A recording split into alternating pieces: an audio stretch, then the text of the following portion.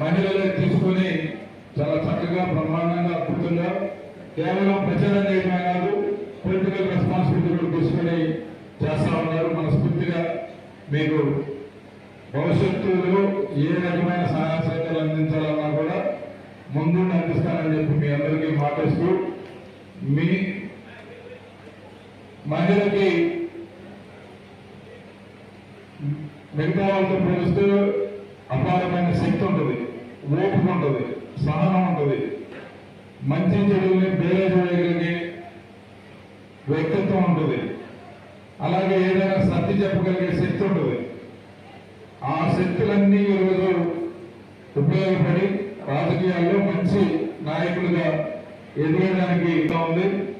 party బాధ్యతలు కూడా మీరు ప్రమాణంగా తీసుకున్నందుకు మనస్ఫూర్తిగా ధన్యవాదాలు తెలియజేస్తూ, నాతో పాటు